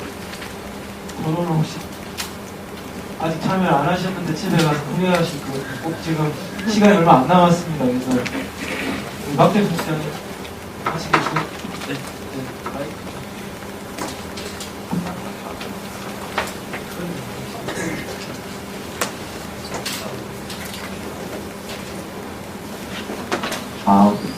예. 저는 방금 이종필 주식팀장님이 말씀해주신 의제 전략 관련한 토론이, 저는 여기 많은 후보님들이 나오셨는데, 어떤 이제 정치 세력화라고 하는 어떤 방식, 어떤 그런 과정, 그런 경로, 이런 거에 대한 이야기를 참 많이 나오는데, 그래서 어떤 의제들을 어떻게 실현해낼 거냐라고 하는 부분들에 대한 토론이 사실 더 중심이 가야 된다고 저는 생각을 하거든요. 통합진보당은 아까 우리 안지훈 보좌관님이 말씀하셨듯이 본래 나름대로 대학생 비례 후보를 계속해서 발굴해 왔었고, 그런 역사성의 연장선상에 있다고 보시면 될 것 같아요. 다만 이제 진보 정당이 현 시점에서 처음으로 경험한 이제 당대당 통합 과정에 있다 보니까 비단 이제 2030 세대 후보뿐만 아니라 전반적인 후보 논의 자체가 조금 지연되고 있는 아쉬움은 있으나, 그렇다고 해서 당으로서 가져야 할 어떤 2030 세대의 핵심 의제라든가 전략이라든가 이런 것이 부자하다고 생각하지 않거든요. 저는 여기 나오신 많은 후보님들이 그런 고민들이 많이 있으실 거라고 생각을 합니다. 다만 그런 의제들이 어떤 후보로서의 개인적 의제가 아니라 당 차원에서 마련된, 그리고 이후에 반드시 실현될 수 있는 어떤 토대가 될 수 있는 그런 어떤 강력한 비전과 정책 방향으로 제시되는 것이 가장 중요하다고 생각이 들고요. 그런 과정이 수반되어야 실제로 이제 어떤 지금의 이야기되고 있는 어떤 2030 세대 의원이 진출하는 과정이 2030 세대들에게도 또 하나의 축제가 될 수 있을 것이고, 그런 과정이 이후에 어떤 총선과 대선에 2030 세대 정치 참여로 이어질 때 올해 2012년에 맞이하는 총선과 대선이 의미가 있지 않을까, 이런 좀 생각이 많이 들고요. 그런 방향에서의 정책, 오늘 자리가 이제 약간 좀 의회 진출 가능하냐, 이런 걸 초점이 맞춰져 있다 보니까 그런 좀 초점이 맞춰진 것 같은데, 이후에 이런 테이블이 좀 이어져서 핵심적인 의제를 어떻게 모아갈 거고, 그것을 어떻게 실현해낼 건지에 대한 토론으로 더 확대되고 발전되어 갔으면 하는 그런 바람이 있습니다. 네. 혹시 토론 참여 못하실 때 저도 해도 되나요? 네. 저는 청년은 아니지만 여기 유권자분들이 많아서 당부를 드리려고 마이크를 들었습니다. 아까 안진건님이 말씀하신 것처럼 정치에 들어가게 되면 정면의 목소리가 다 들어갈 것이다라는 환상을 일단 버려주시고요. 안진건 선생님이 말씀하신 것처럼 들어가기도 힘듭니다, 솔직히. 근데 지금 배당으로 민주통합당이나 한나라당은 버리고요. 뭐 통합진보당이나 몇 명이 올라갔다 하더라도 그런 꼼수들, 정치적 꼼수들, 기득권들의 저항, 아니면 너 나이가 어리니까 국회의원에서 보면 그 한나라당의 남경필 의원도 아버지가 국회의원이었고 본인이 국회의원이 됐지만 다른 국회의원들한테는 굉장히 나이적으로 밀리는 부분이 있었던 거, 그런 것도 굉장히 중요하다고 저는 생각이 듭니다. 만약에 젊은 청년들이 국회의원으로 들어갔을 때 과연 그런 의견들을 존중해 줄 것인가, 아니면 그런 걸 어떻게 대처해야 될 것인가 라는 생각과 함께 아까 여기 이쪽에서 말씀하신 것처럼 그 대기업들의 횡포, 두 분께서 말씀해 주셨죠. 정말 중요하거든요. 우리나라가 친일 정부에 의한 뉴라이트 정신을 가진 한나라당이 지금 정권을 잡고 있고, 그 사람들이 정치하는 것들이 비단 지금 청년들도 죽어나지만 이 나라의 모든 국민들이 다 죽어나가고 있다는 큰 덩어리에서 보셔야 할 것 같은 게, 지금 친일 이런 대기업이나 친일 정부들이 이렇게 장사를 하잖아요. 학교 내에서도 아까 먹는 거 갖고 얘기를 했잖아요. 그 장사를 합니다. 뭐 레스토랑 만들고 뭐 만들고 해서 학생들을 장사를 해요. 이런 식으로 대기업들이 어떻게 우리나라 정책을 이어가고 있고, 그리고 젊은 우리 청년들이 정말 패기를 갖고 들어갔을 때 대기업이나 조중동이나 이런 보수 세력들이 어떻게 회유를 하고 어떻게 압력을 할 것인가에 대한 그런 생각과 함께 모든 국민을 생각하는 정책을 펼 수 있는 것 안에 청년 그런 문제들도 확실하게 들어갈 수 있다고 생각을 합니다. 저의 말은 이렇게 본질적으로 무엇이 우리를 괴롭힐 것인가, 내가 정치인이 됐을 때 무엇이 나를 또 괴롭힐 것인가에 대한 정확한 인식을 가지고 들어가셔서 정책을 펴주셨으면 좋겠습니다. 네, 감사합니다. 시간이 한 10분 남았어요. 제가 기회를 토론 참여하셨던 분들 마지막에 1분 정도씩 좀 최종 정리하는, 못 하신 이야기 있으면 1분 안에 충분히 해주시고 하겠습니다. 그래서 역순으로 아까 토론에 참여하셨던 분들 역순으로 짧게 마지막 발언을 정리 발언을 해주시면 되고, 마지막 여러분들 발제하실까 하시면 네, 그럼 먼저 하시죠. 아까 참여하시고 발제한 역순으로 토론 참여 역순으로 진행하겠습니다. 좋은 말씀 많이 들었고요. 저는 김연경 씨 사태를 보면서 참 안타깝다 이런 느낌이 많이 듭니다. 사태죠. 통합진보당에서 땡기고 민주당에서 땡기고 좀 난리가 났습니다. 신경 가지고요. 저는 이 현실이 사실상 좀 서글픈데요. 통합진보당에 많은 매력을 느끼는 사람들이 있죠. 그러나 지지율이 안 올라갑니다. 저는 의석수를 가지고 작은 파이 가지고 서로 나눠먹기 하자라고 난리가 난 것 같아요. 파이를 넓힐 생각을 전혀 하지 않고 있습니다. 박정희가 만들어놓은 시스템에서 그대로 놀아나고 있거든요. 의원 정수가 아직까지 299명이에요. 인구가 5천만 넘었는데 의원이 500명이 돼야죠, 의원 정수가. 그리고 너무나 소선거구제 오래가고 있어요. 대선구, 중대선거구제 가야 되고요. 정당명부제 도입을 도배식으로 해야죠. 여성 국회의원 200명 시대, 장애인 국회의원 50명 시대, 통합진보당 80석이 넘는 캐스팅 보드를 지고 20대 청년이 한 10석 이상 가는, 그리고 성적 소수자도 이제 정치할 수 있는 시대. 독일, 프랑스는 이미 다 하고 있죠. 그러니까 이러한 정치 구조의 문제, 낡아 빠진 구조의 문제에 대해서 얘기를 안 하고 맨날 박근혜만 씹어대고 있어요. 박근혜만. 아니, 박정희가 만들어놓은 이 유령적인 시스템에서 우리가 통법제 시절의 상임위원회 그대로 가지고 있습니다. 이거에 대한 시스템적인 개혁은 하나도 얘기하지 않은 채 작은 파이 가지고는 누가 들어가야 되냐, 제가 들어가야 되냐, 얘가 들어가야 되냐, 빨대꼽기 하고 있어요, 지금. 저는 이 프레임 그대로 가져간다면 청년 비례 이런 구조도 결국은 이번이 끝이라는 겁니다. 네, 쇼로 끝나는 것이죠. 그렇기 때문에 이러한 쇼가 되지 않기 위한 진지한 고민들이 뭐 한나라당 빼고 다 있었으면 좋겠다 이런 생각 가지고 있는데요. 그런 측면에서 녹색당 보고 제가 얘기를 했습니다. 노원에다가 20대 여성 정치인 내자. 하나만 얘기해라. 방사능 얘기만. 진짜 이거 문제입니다. 저는 박원순 시장한테 불만 되게 많아요. 소개 명령을 내려야죠. 왜 검증되지 않았으니까 그 지역에 사는 사람들 다 대피시켜야 됩니다. 사실상. 이런 걸 안 해요, 정말. 뭐가 뭔지는 몰라요. 매뉴얼도 없고, 소방서는 뭘 해야 되는지 모르고, 경찰서 뭐 해야 되는지 모르고, 구청장 뭐 해야 되는지 모르고, 홍정욱이 그걸 갖다가 또 민원실 앞에 꽂다 놓고, 이런 말도 안 되는 짓이 벌어지고 있거든요. 그래서 저는 이런 시스템 깨는 청년 정치가 가능해야지만이 세상이 바뀐다 이렇게 보고 있습니다.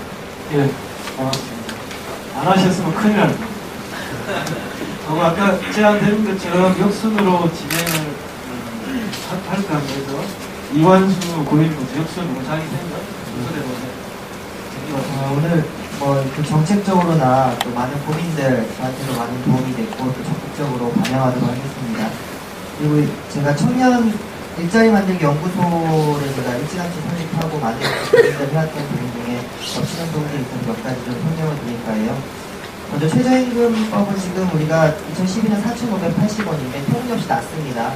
여러 가지 원인들이 있겠지만 그 중에 하나는 결국에는 노사공 심의위원들 중에 공익위원회 심의위원 선정은 정부의 임명권입니다. 근데 이러한 정부의 임명권이 있다 보니까 중립성이 훼손이 돼요.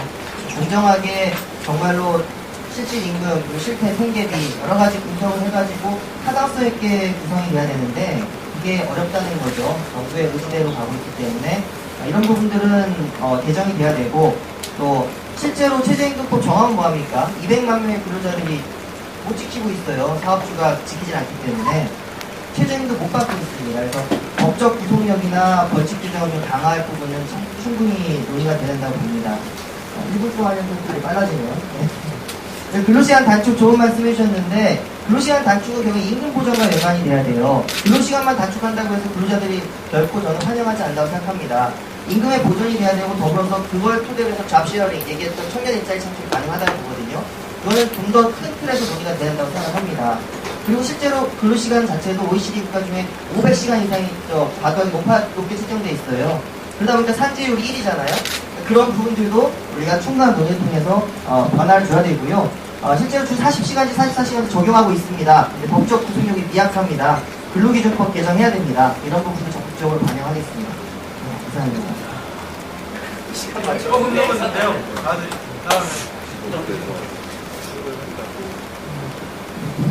뭐 많은 좋은 문제를 유익한 표현을 나눴는데 중요한 것은 어떤 모든지 정책을 추진하는 가장 핵심적인 예산적으로 하려고 앞으로 어떻게 증세를 해야 될 것인가에 대한 많은 고민을 같이 연구를 해야 될 것 같습니다.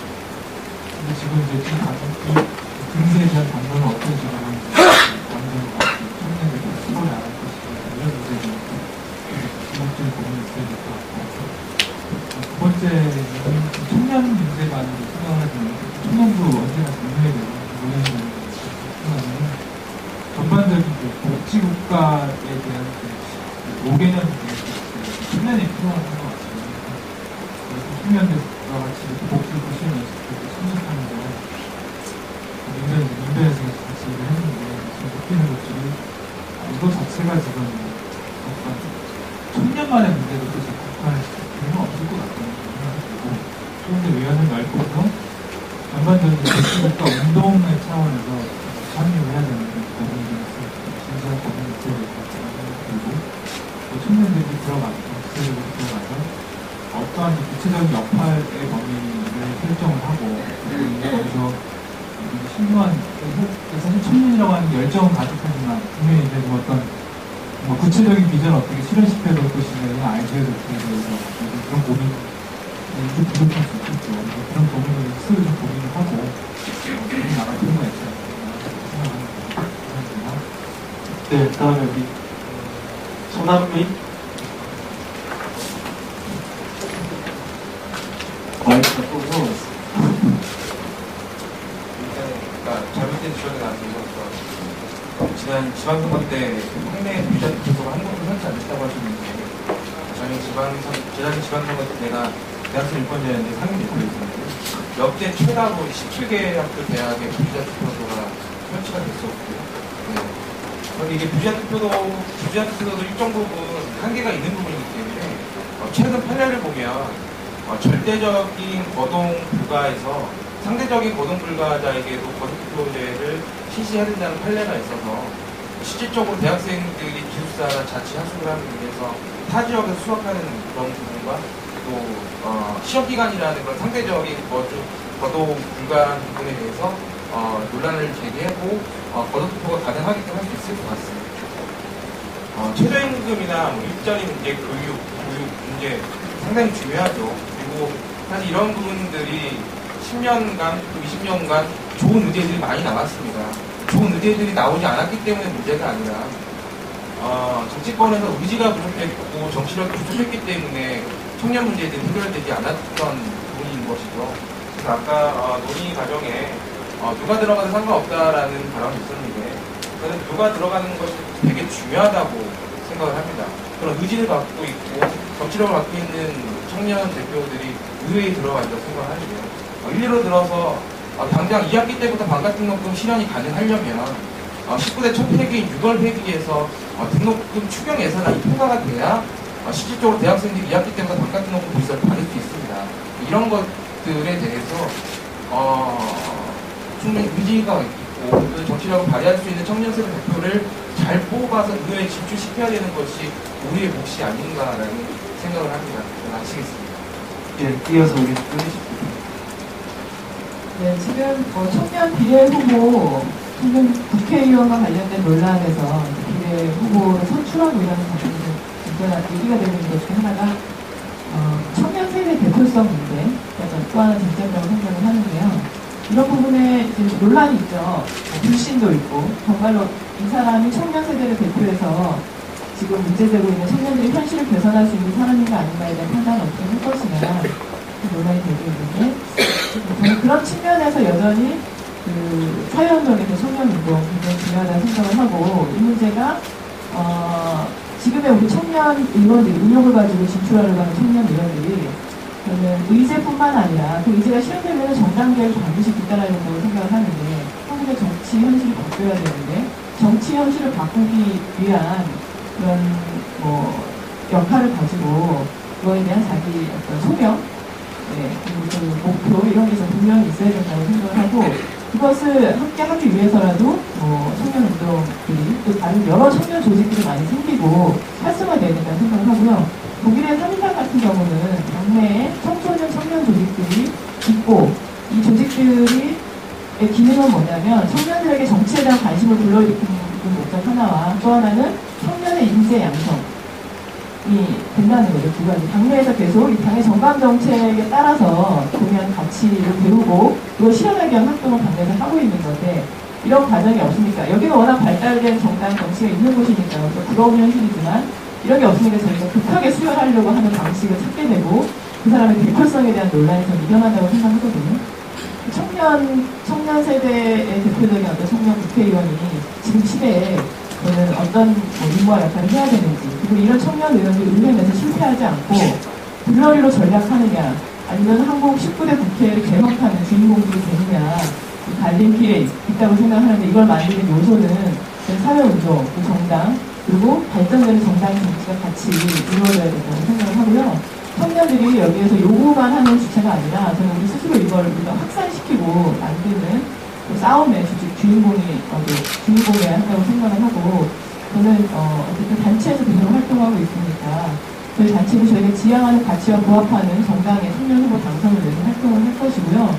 그런 정당이 한국 사회를 건강하게 바꾸는데 당원으로 많이 활동하면서 당원들을 늘리는 활동 결국에 이제 정치 혐오를 좀 벗어나야 한국에서도 정당 속에서 청년단체 활동이나 자기가 지지하는 정당 활동을 하는 것을 당연하게 생각하는 그런 사회가 빨리 되기를 바라고 이번의 기회가 저는 그런 개혁을 하는 좀 소중한 계기가 됐으면 좋겠다는 생각을 합니다. 감사합니다.